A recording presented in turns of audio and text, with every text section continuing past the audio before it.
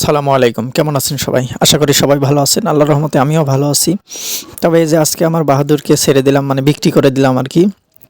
এর জন্য সকালবেলায় খাওয়াই দিচ্ছি। যে শেষ খাওয়া যাকে বলে, খাওয়ানো বলে।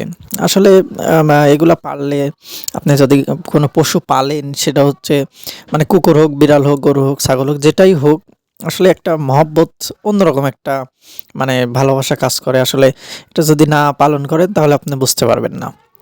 আর আজকে সকালেই নিয়ে যাচ্ছে, কারণ আমি আর ৩ দিন আগে বিক্রি করে দিছি।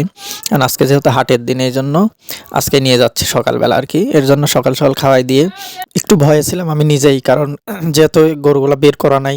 আসলে বের করার সময় কিভাবে বের করব, যেহেতু দুইটা একসঙ্গে থাকছে এতদিন, আবার এই পাশ দিয়ে বের করতে লাগলেও সমস্যা, ওই পাশ দিয়ে বের করতে লাগলে সমস্যা, এর জন্য একটু ভয়ে ছিলাম আর কি। তবে যাই হোক, বেশি একটা খুব একটা দুষ্টামি করে নাই। মানে দুষ্টামি করার চান্স পাই না আর কি, যেহেতু সে গাড়িটা অনেক মানে ভিতরে নিয়ে আসছিল। এর জন্য মানে খুলতে কষ্ট হচ্ছিল, মানে ভয় পাচ্ছিল গরুটা, যেহেতু অন্য কেউ লারে নাই, আমি নিজে হাতে সবসময় ওকে গোসল করাইছি, খাওয়াইছি।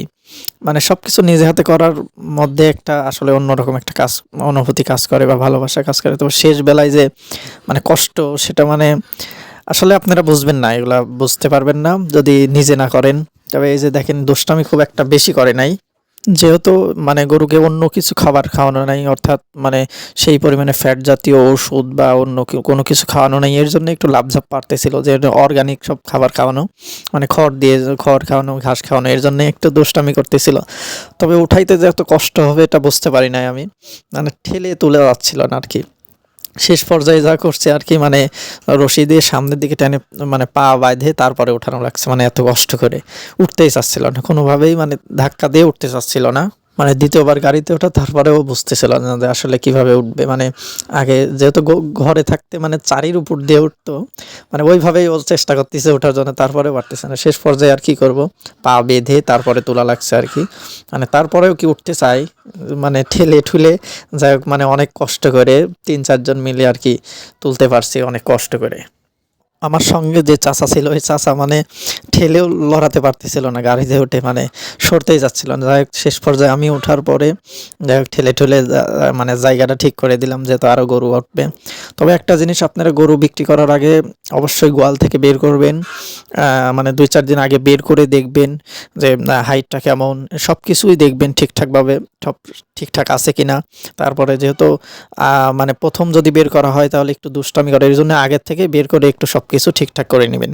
আর এই যে গরু গাড়িতে ওঠানোর পরে যাই হোক টাকার যে হিসাব নিকাশটা ছিল, এটা সারলাম সবাই মিলে, কারণ টাকা তো অবশ্যই গুনে নেওয়া সুন্নত এবং গুনে দেওয়াও সুন্নত, এটা একটা বিষয় আসে। এর জন্য সবাই মিলে আর কি টাকাটা একটু ভালো করে দেখে নিলাম।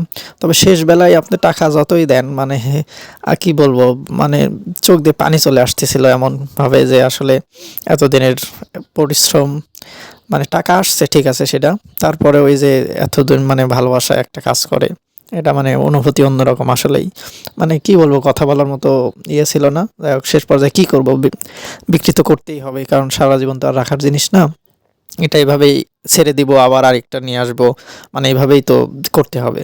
এটা এখন একটা থাকবে আমার, সম্রাট যেটা আছে ওটাকে দেখাবো আর কি, ওটা আছে, ওটা থাকবে, দেখা যাক ওটা কতদিন রাখতে পারি এইভাবে। যাই হোক সবাই টাকা পয়সার হিসাব নিকাশটা করার পরে শেষ বেলায় আর কি আমার বাহাদুর চলে গেল, সে আমার থেকে অনেক বহু দূরে। তো সবাই দোয়া করবেন আমার জন্য, যেন এভাবে কাজ করতে পারি। আসসালামু আলাইকুম।